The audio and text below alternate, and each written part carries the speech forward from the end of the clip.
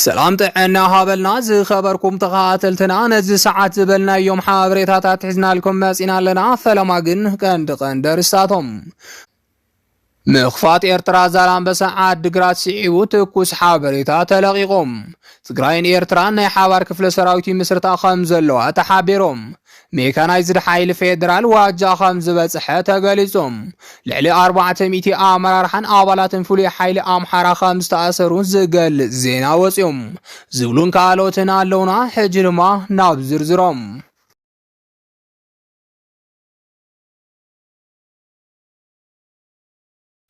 مخفات إرترا زالان بساعات دقرات سعيبو تكوس حابريتا تلغيقهم مشتراو فلفلات كام زحبرو مراحت حوحاتن مراحت إرتران وقعو بزخونة منقد ركب كام زجمرون بحوار كوينهم أنصار منقسي إثيوبيا كوينات كخفتو خام زخولون قاليسهم بمسارات توم فلفلات مراحت حوحاتن مراحت سراويت تግራይን مس ፖለቲካው مراحت ኤርትራም مس ተወከል ሰራዊት ኤርትራን مس ለዓለወት ሓለፍት ድሕነት ኤርትራን እንዳተራኸቡ ዘተታት ከም ዝገብሩ ሓቢሮም በተማሳል መንገዲ መስራቲት አዲስ ስታንዳርድ ዝኾነ ጸዳለ ለማ مس ፍሉጥ ናይ ወጻይ ሚዲያ ኣብ ዘካየደቶ ቀጣ ዘተም መራሕቲ ሕወሓትን መራሕቲ ሻዕብያን እንዳተራኸቡ ዘተታት ይገብሩ ከም ዘለው ፍልፍላትን ሓበዩ ይርከቡ ክትብል ከም ዝገለጸት ተፈሊጦም ጋዜጠኛ ጸዳለ ለማ ወሲኻ ከም ዝገለጸቶም ተረከብ አዚ ሓደገኛን ኣብ ልዕሊ ህዝብ ትግራይ ካሊ ህልቅት ከስዕብ ዝኽእል ከም ዝኾነን ኣብ ተቐጣ ናይ ቴሌቪዥን ፈነወ ገሊጽ ኣላም ሕጂ ዝተረኸበ ሓበሬታ ከም ዝገልጾ ድማ ዶብ ትግራይን ኤርትራን ከም ዝተኸፈተ ተገሊጾም ካብ ፍልፍላትና ዝተረኸበ ሓበሬታ ከም ዝሕብሮም እቲ ዝተኸፈተ ዶብ ዛላምበሳ ከም ዝኾነ እንዳገለጹ ይርከቦም እቶም ፍልፍላት ወሲኾም ከም ዝገለጽዎ ድማ ዶብ ዛላምበሳ ኤርትራ ዝተኸፈተ ናብ ኤርትራ ተላይኾም ንስልጥኑ መንአሰይ ትግራይ ተባሂሉ ከም ዝኾነ ሓቢሮም ይኹን እምበር እዚ ሓበሬታ ገና ምርጋጽ ዘድልዮን ኮነ ተባሂሉ ንሓደ ወገን ንምጽላም ዝተለቀ ሓበሬታ ክኸውን ከም ዝኽእልን እንዳተገለጸ ይርከብ እዚ ከምዚ ኢሉ እናሃለወ ኣብ ትግራይ ካብ ተንቤን ናይ መሰልጠኒ ቦታ ከም ዝተዳለወ ዝረኸብናዮ ሓበሬታ ይረድም ብመሰረት እቲ ዝተረኸበ ሓበሬታ እቲ ኣብ ተንቤን ተዳልዩ ዘሎ ናይ ተዓሊም ቦታም ሓደሽቲ ሰልጠንቲ መንአሰይ ትግራይ ንኽስልጥንሉ ተባሂሉ ዝተዳለወ ከም ዝኾነ ተገሊጾም ይኹን እምበር ኣብዚ ሕጂ እዋን መንአሰይ ትግራይ سلام ዝናፍቁሉ እምበር ናብ ተዓሊም ዝወርድሉ ከም ዘይኾነ ተቃውሞኦም ዝገልጹ ምሁራት አጠንቂቖም ሎሚ ዝተረጋገጸ ሓበሬታ ከም ዝሕብሮ ድማ ብሰራዊት ኤርትራ ንነዊሕ ግዜ ኣብ ምእተው ዛላምበሳን ምውጻእ ሕፃን ተተኺሉ ዝነበረ ከየላ ሎሚ ሙሉእ ብሙሉእ ተላዒሉሎም بمسارات زيرما أتزنبر مسمر ناب نبر سرحو كام زملس تحبر خوينم بفلاي كاب عد قرات ناب زالان بساون سرع من قصاص كام زجمر هندا تحبر يركب زمخفات دوب دما ناب كل دنبر تسقراين إيرتران كام زساقاقرن عبور حقومبات كل تغافيتو خام زودعان زرخبنا يو حابر يتاردم بخال زينا دما لعل 400 آمرارحان آوالات فولي حيل آمحارا خامس تأثرو تحبرهم مرجاتي في حزات زوصت حابريتا خمزة ملاقطو لعلى 400 آوالات آمرارحان تكذا برقيد زبهال فولي حيل آمحرا خمس تأثرو أقالحام خمس أبصاب تاميديا آوالات آمرارحان تافولي حيلم أبكابي عالم برن كتما دبرتا برن خمس تأثرو قالي سلام مخنات مصر يوم دما اتم فولي حيل بمنقست آمحرا زونن خوينم نقرقن مسعود واطفان خوينم نسبة سلطانات تاخللن وكيلات بلسقنا مقتال عالمهم نيرهم قندما بسحنا يبزبل وحابريتا مسارتهم منغوزم فولي حيل آمحاران بلسقنا أتخللن أبز حالفة ناي تغماطهم حيطو بملعال ناب قيتشتاتيهم كم زنابرو يفلاتيهم نسيعو دما أب كلهم كابيتات آمحارا منغو فيدرال منغستن ناي منغست فولي حيل آمحاران وقع خكاير صانيحيهم أبز حالفة سومنات زنابر قيتشت بركز والأولاتن آمرار حتاتن اتهم عطوقات كم استقتلو زترفو دما تا آسيرهم يوم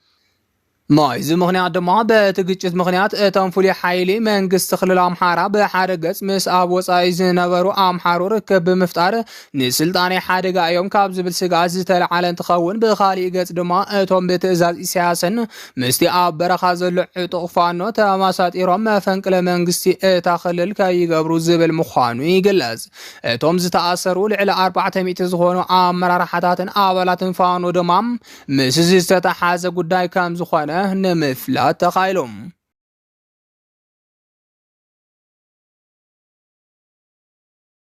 ትግራይን ኤርትራን ናይ ሓባር ክፍለ ሰራዊት ምስረታ ከም ዘለዋ ተሓቢሮም ካብ ፍልፍላትና ዝተረኸበ ሓበሬታ ከም ዝገልጾ ኣብ መንጎ ሻዕብያን ሕወሓትን ዝተበጽሐ ስምምዕነት ካብቲ ብሚድያ ዝዝርጋሕ ዘሎን ላዕሊ ከም ዝኾነ ተፈሊጦም ብውልቀ መላኺ ኢሳያስ አፈወርቂ ዝመራሕ ሻዕብያ ኣብ ልዕሊ ህዝቢ ትግራይ ጀኖሳይድ ዝፈጸመ ገበነኛ ምዃኑ ኩሉ ትግራዋይ ዝፈልጦ ሓቂ እዮም እዚ ውልቀ መላኺ ኣብ ኣኽሱም ማርያም ደንጎላት ካልኦት ከባቢታት ትግራይን ህዝቢ ኣኪቡ ዝጨፍጨፈን ኣብ ልዕሊ ሰላም ህዝቢ ኣብ ዓለም ተራእዩ ዘይፈልጥ ጭካነ ዝፈጸመን ገበነኛ እዩ ካብዚ ብተወሳኺ ናይ ትግራይ ግዝኣት ወሪሩና ሃለወም ኣብ ኣሜሪካ ብዝርከብ ኤምባሲ ኣቢሉ ከም ዝገለጾም ሰራዊት ኤርትራ ዝወረሮ ግዝኣት ኢትዮጵያ ከም ዘየለን ኣብ ናይ ባዕሉ ግዝኣት ከም ዝርከብን ገሊጹሎም ስለዚ ድማ ውልቀ መላኺ ኢሳያስ አፈወርቂ ንመራሕቲ ሕወሓት ዘመሓላልፎ ዘሎ ግልጽ መልእኽቲ ካብ ሕጂ ተቆጻጺረ ዘለኹ ግዝኣት ትግራይ ኣይወፅእን ዝብል ከም ዝኾነ ምሁራት ገሊጾም ይኹን እምበር መራሕቲ ትግራይ ዘለዎም መማረጺ ወይ ምስ ሻዕብያ እውን ርክብ እንተይገበሩ ምዕራብ ትግራይ ይኹን ብሻዕብያ ተወሪሩ ዘሎ ግዝኣቶም እንተይመለሱ ምጽናሕ ወይ ድማ እቲ ብሻዕብያ ተታሒዙ ዘሎ ግዝኣት ትግራይ ንግዚኡ ብዘለዎ ክጸንሕ ብምግባር ምዕራብ ትግራይ ንምምላስ ኣብ ዝኽፈል መስዋዕቲ ሻዕብያ ኣብ ጎኖም ምስላፍን ምዕራብ ትግራይ ምምላስን ከም ዝኾነ ተገሊጹም ስለዚ ድማ ብሓደ ግዜ ምስ ሻዕብያን ምስ ፌደራል መንግስትን ናብ ጦርነት ብምእታው ትግራይ ዝተወረረ ግዝኣታ ከተምልስ ስለዘይትኽእል እቲ ዝሕሸ መማረጺ ምስ ሻዕብያ ስምምዕነት ፈጢራም ብሓይሊ ምዕራብ ትግራይ ምቁጻር ኣድላይ እንተኾይኑ ድማ ስርዓት ብልጽግና ምእላይ ብድሕሪኡ ድማ ምስ ኤርትራ ዲፕሎማሲ ብምጥንኻር ሰራዊት ኤርትራ ወሪር ሒዝዎ ካብ ዘሎ ግዝኣት ትግራይ ክወጽእ ምግባር ትክክለኛ መንገዲ ከም ዝኾነ ሊቃውንቲ ፖለቲካ ገሊጾም ስለዚ ድማ ተወከልቲ ሕወሓት ማለት እውን ልፍዓት ተስፋይ ይኹን ስታሊን ገብረስላሴ ምስ ኤርትራ ዝገብርዎም ዘለው ርክባት ትግራይ እቲ ሕጂ ዘለዋ እንኮ መማረጺ ንሱ ስለዝኾነም ክድገፍ ከም ዝግብኦ እቶም ሊቃውንቲ ፖለቲካ ካብ ዝሃብዎ ሓሳብ ምርዳእ ተኻኢሎም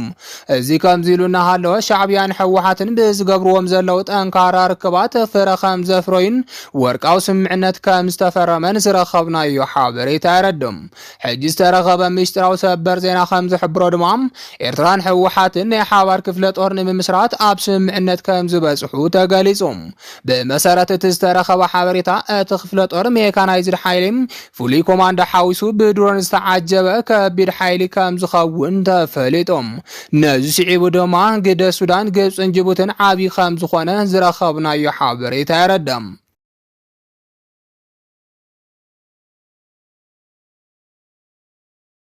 ሜካናይዝድ ሓይሊ ፌደራል ዋጃ ከም ዝበጽሐ ተሓቢሮም ካብ ፍልፍላትና ዝተረኸበ ሓበሬታ ከም ዝገልጾ ናይ ብልጽግና ናይ ድሕነት ኣባላት ኣብ ኣላማጣን ማይጨውን ብምዕራድ ህዝቢ ራያ ናብ ናዕቢ ከምርሕ ክሰርሑ ከም ዝጸንሑ ተገሊጾም መራሒ ደቡብ ግንባር ዝኾነ ጆን መዲድን ካልኦት ላዕለዎት መራሕቲ ሰራዊት ትግራይን ምስ ኣካላት ድሕነት ትግራይ እንዳተረዳድዎም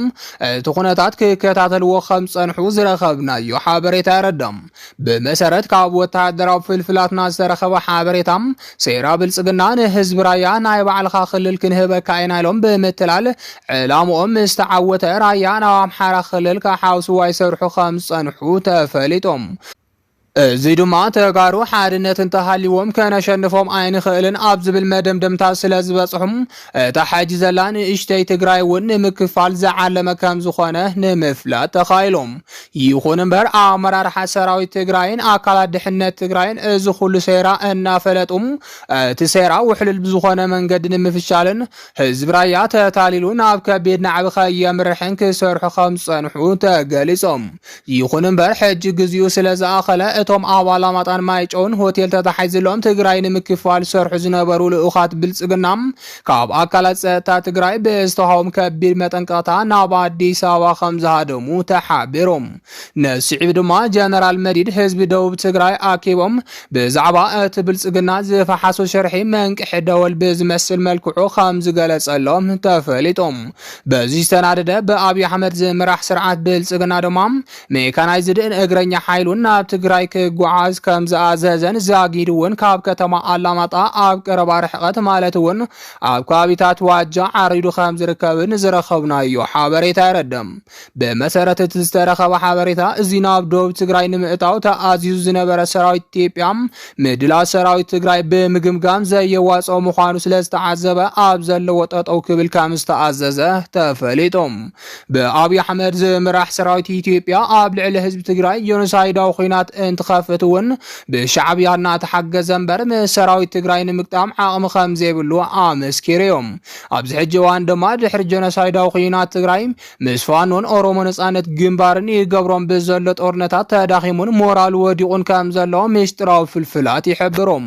ስለዚ ድማ ሰራዊት ብልጽግና ንምፍርራሕ እምበር ደፊኡ ናብ ትግራይ ናይ ምእታው ዓቕሚ ከም ዘይብሉ ተገሊጾም። ካብ መቐለ ዝተረኸበ ሓበሬታ ከም ዝሕብሮ ድማ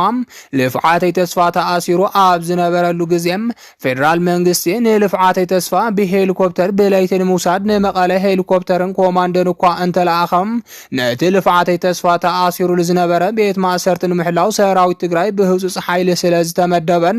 ነቲ ቤት ማእሰርቲ ሙሉእ ብሙሉእ ብክልተ ዙር ስለ ዝኸበበቶን ንልፍዓተይ ተስፋ ብለይቲ ኣሲሮም ንምውሳድ ዝተለኣኹ ኮማንዶ ብልጽግና ጥርሖም ንድሕሪት ክምለሱ ከም ዝተገደዱ ዝረኸብናዮ ምስጢራዊ ሓበሬታ ይረድም።